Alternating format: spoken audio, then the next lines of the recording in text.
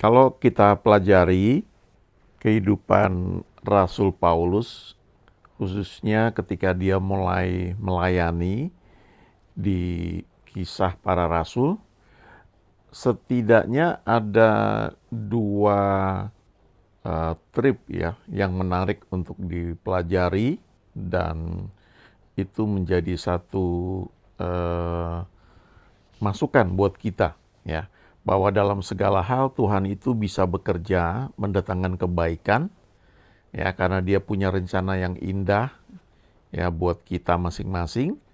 Tapi juga dia punya rencana supaya kabar baik atau amanat agung itu dapat dilakukan, dilaksanakan. Ya, kita lihat di Kisah Rasul pasal 13 mulai ayat 1. Pada waktu itu dalam jemaat di Antioquia ada beberapa nabi dan pengajar, yaitu Barnabas dan Simeon yang disebut Niger, dan Lukius orang Kirene, dan Menahem yang diasuh bersama dengan raja wilayah Herodes, dan Saulus. Perhatikan ayat 2 dan ayat 3 ya. Pada suatu hari ketika mereka beribadah kepada Tuhan dan berpuasa, berkatalah Roh Kudus, khususkanlah Barnabas dan Saulus bagiku untuk tugas yang telah kutentukan bagi mereka. Maka berpuasa dan berdoalah mereka, dan setelah meletakkan tangan ke atas kedua orang itu, mereka membiarkan keduanya pergi. Lalu perikop selanjutnya ini cerita tentang Barnabas dan Saulus di Siprus.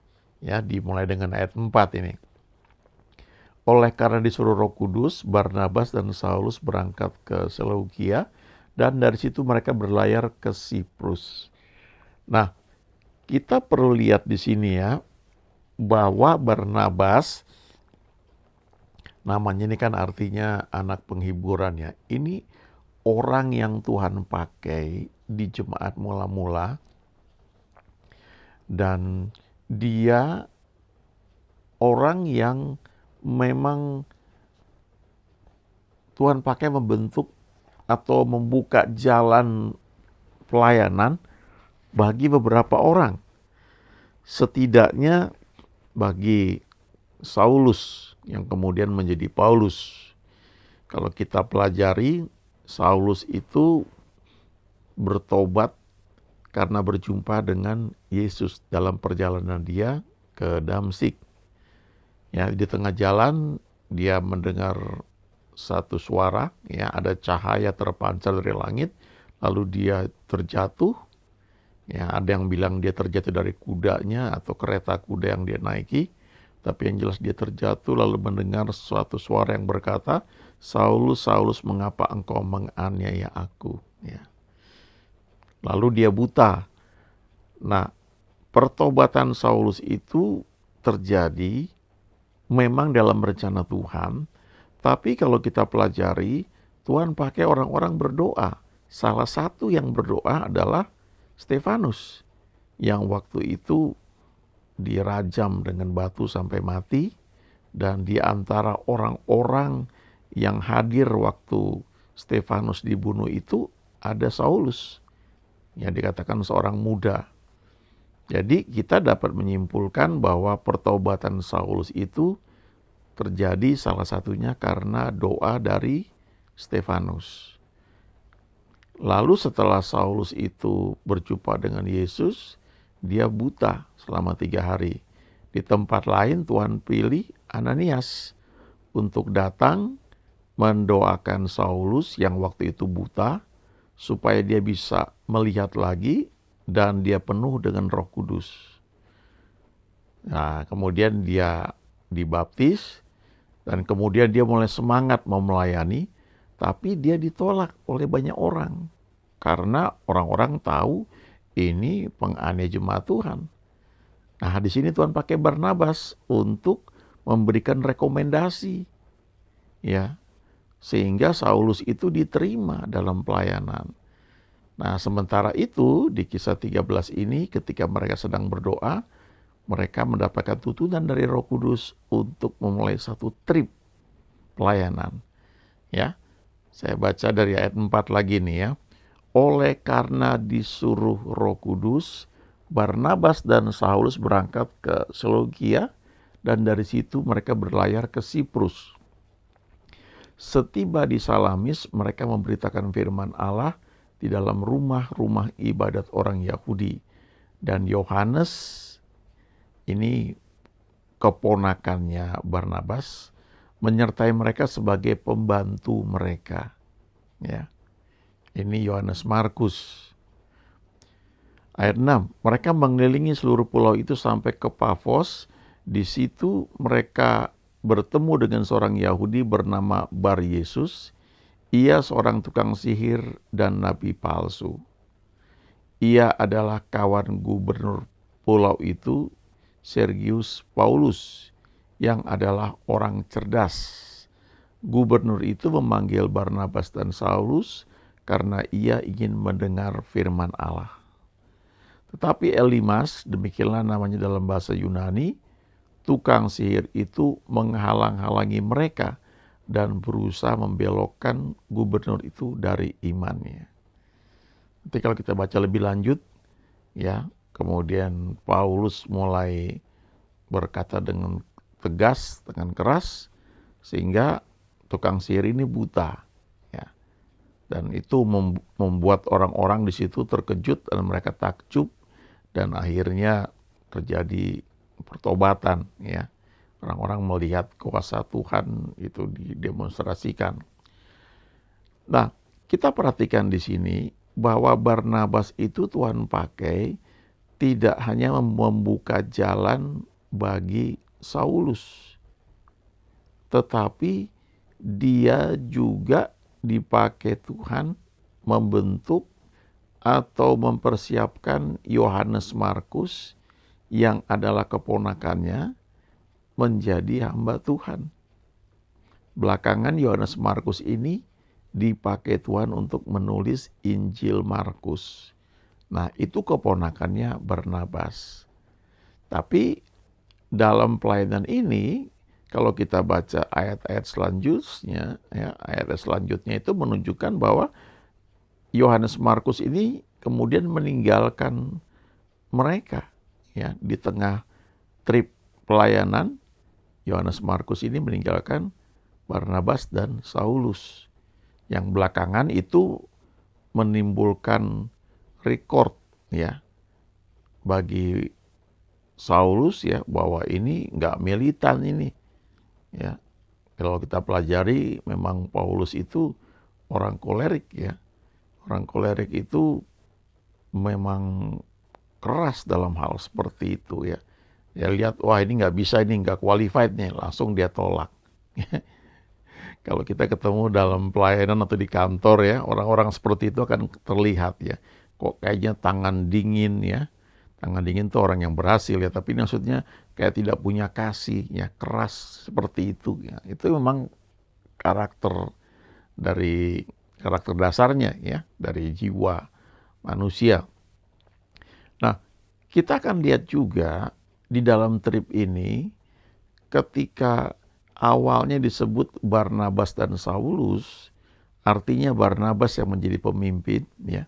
Tapi belakangan kalau kita baca lebih lanjut itu nanti ditunjukkan Saulus dan Barnabas. Tapi sebelum itu akan disebutkan bahwa Saulus itu namanya berganti menjadi Paulus. Dan selanjutnya Paulus yang menjadi leader. Ya, kelihatan sekali. Dan Barnabas ini memang orang yang humble juga. Dia tahu bahwa ini Paulus yang menjadi leader, pemimpin. Jadi dia nampaknya mengalah gitu, ya. Dia tidak tampil di depan karena memang itu seperti panggilan dia, ya, mempersiapkan jalan bagi orang-orang tertentu yang Tuhan pakai. Dia merekomendasikan Saulus sehingga dia bisa pelayanan. Dia juga merekomendasikan dan melatih keponakan sendiri, yaitu Yohanes Markus, yang kalau kita baca di ayat-ayat selanjutnya itu ditolak oleh oleh Paulus ya pada masa itu. Nah, kita lihat sekarang ya, Kisah Para Rasul 15 ya, mulai ayat 36. Setelah beberapa hari, Paulus berkata kepada Barnabas, "Marilah kita kembali mengunjungi saudara-saudara kita di setiap kota, di mana kita telah memberitakan firman Tuhan untuk melihat bagaimana keadaan mereka." Lalu ayat 37, Barnabas ingin membawa serta Yohanes yang disebut Markus. Tetapi Paulus menganggap tidak pantas untuk membawa orang yang telah berpisah meninggalkan mereka di Pamfilia dan tidak ikut bersama mereka untuk pekerjaan itu. Karena itu terjadilah perselisihan tajam sehingga mereka berpisah. Barnabas membawa Markus berlayar ke Siprus. Paulus memilih Silas dan pergi setelah diserahkan ke dalam anugerah Tuhan oleh saudara-saudara. Nah, kita lihat ini di sini ya. Ini dua orang nabi, pengajar, murid Tuhan, dipenuhi Roh Kudus, ada urapan Allah dalam hidup mereka, mujizat terjadi. Pada trip pertama khususnya, itu pelayanannya sangat dahsyat, sangat luar biasa, dan mereka kembali ke tempat di mana mereka awalnya diutus dan membawa kabar yang baik karena pelayanan dalam trip pertama itu luar biasa. Nah, setelah itu kita lihat ayat 36 ini. Setelah beberapa hari, Paulus yang punya ide. Nah, ini biasa orang kolerik begitu ya. Pemimpin punya visi ke depan, langsung mengambil keputusan. Ayo kita kembali mengunjungi saudara-saudara kita di setiap kota di mana kita telah memberitakan firman Tuhan untuk melihat bagaimana keadaan mereka.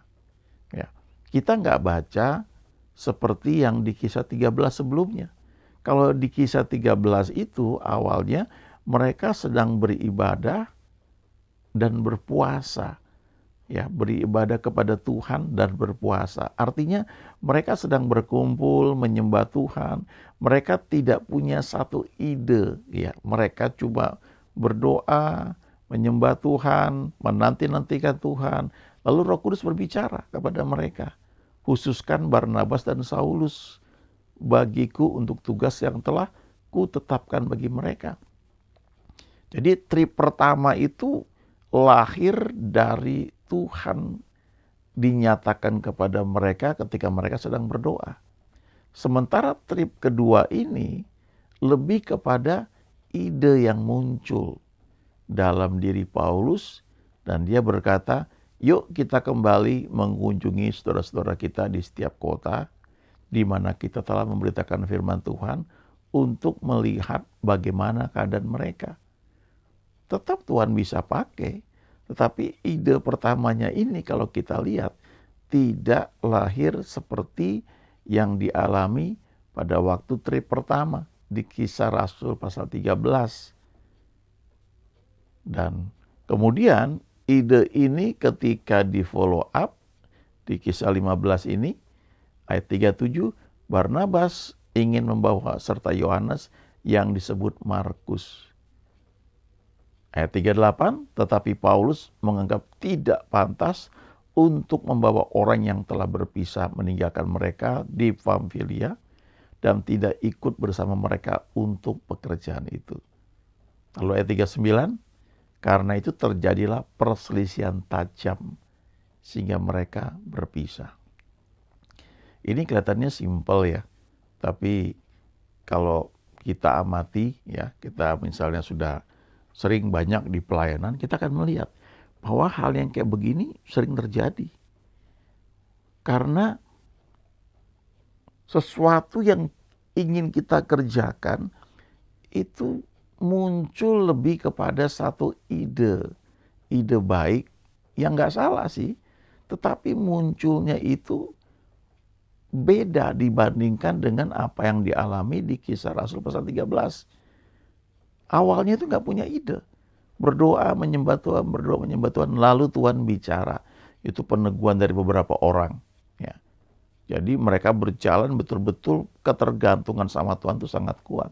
Tetapi di trip kedua ini, mereka sudah pakai satu pemikiran yang logis, wajar, yang tidak salah, tetapi ternyata ini bisa menimbulkan perselisihan yang sangat tajam, dan akhirnya mereka berpisah. Ya.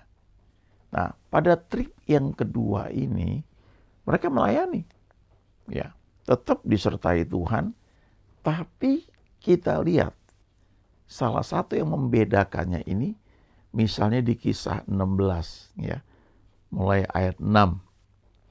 Mereka melintasi tanah Frigia dan tanah Galatia karena Roh Kudus mencegah mereka untuk memberitakan Injil di Asia. Coba perhatikan. Perintah Tuhan adalah amanat agung mengabarkan Injil. Kemana? Ke seluruh dunia. Ya, nggak ada batasan. Pokoknya beritakan Injil. Tetapi kenapa di sini dikatakan Roh Kudus mencegah mereka memberitakan Injil di Asia? Gak ada ayat lain di Alkitab yang menceritakan bahwa Roh Kudus mencegah untuk melakukan apa yang diperintahkan oleh Yesus sendiri. Coba renungkan baik-baik. Roh Kudus ini penghibur, penuntun, memuliakan Yesus. Kok dia bisa mencegah perintah yang Yesus sendiri berikan kepada murid-murid? Ayat 7, dan setibanya di Misia, mereka mencoba masuk ke daerah Bitinia. Tetapi Roh Yesus tidak mengizinkan mereka. Kok bisa? Padahal Yesus sendiri memberitakan kepada murid-muridnya untuk menyampaikan kabar baik, ya, yaitu amanat agung sebelum dia naik ke surga. Ya, coba perhatikan, renungkan ini. Lalu ayat 8, setelah melintasi Misia, mereka sampai di Troas. Ayat 9, ya, pada malam harinya tampaklah oleh Paulus suatu penglihatan, ada seorang Makedonia berdiri di situ dan berseru kepadanya, katanya, menyeberanglah kemari dan tolonglah kami. Setelah Paulus melihat penglihatan itu, segeralah kami mencari kesempatan untuk berangkat ke Makedonia, karena dari penglihatan itu kami menarik kesimpulan bahwa Allah telah memanggil kami untuk memberitakan Injil kepada orang-orang di sana. Memang selanjutnya kita akan melihat trip ini, ya, terjadi juga pekerjaan Tuhan dinyatakan. Tapi ini question mark betul-betul. Kenapa di ayat 6 dan di ayat 7 jelas dikatakan Roh Kudus mencegah mereka memberitakan Injil di Asia, lalu Roh Yesus tidak mengizinkan mereka untuk masuk ke daerah Bitinia. Ya, ada yang bilang itu karena masalah waktu dan sebagainya. Tapi belakangan saya baru dapat, ya, baru mungkin beberapa minggu, ya. Ternyata ini terjadi ketika sebelumnya Paulus dan Barnabas itu berbeda pendapat dengan cukup tajam sampai mereka pisah. Ya, ini banyak terjadi di pelayanan ketika ada satu ide yang muncul, idenya baik, bagus, alkitabiah, tetapi itu lahir mungkin bukan seperti di Kisah 13. Ketika mereka tidak punya ide, mereka hanya menantikan Tuhan, lalu muncul satu dorongan, lalu diuji dengan beberapa orang, dan mereka lakukan dengan penuh kesehatian, pelayanan itu jadi, hasilnya luar biasa. Tapi setelah pelayanan itu jadi, muncul orang yang tadinya Saulus, kemudian menjadi Paulus. Dia punya ide baik, ya, bagus, alkitabiah. Tetapi ketika itu disampaikan, lalu mungkin waktunya belum pas, atau mungkin mereka kurang doa nyembah Tuhan, ini perlu banyak direnungkan lagi, ya. Tetapi tetap jadi, cuma menimbulkan perselisihan sampai mereka pisah. Dan kita bisa bilang bahwa semua jadi baik, betul. Karena Tuhan itu bisa membuat yang jelek itu jadi baik. Daud jatuh dengan Batseba, hasilnya, ya, anaknya mati, meninggal. Tapi Tuhan bisa pakai anak selanjutnya dari Batseba, ya, oleh Daud, yang namanya Salomo, itu selanjutnya menjadi pengganti atau penerus Daud. Jadi tetap Tuhan bisa bekerja menetapkan kebaikan, tapi pertanyaannya, apakah ide awal itu memang dari tuntun Tuhan sepenuhnya, ataukah karena sekedar ide baik saja yang muncul dalam hidup kita. Ya, renungan buat kita. Amin.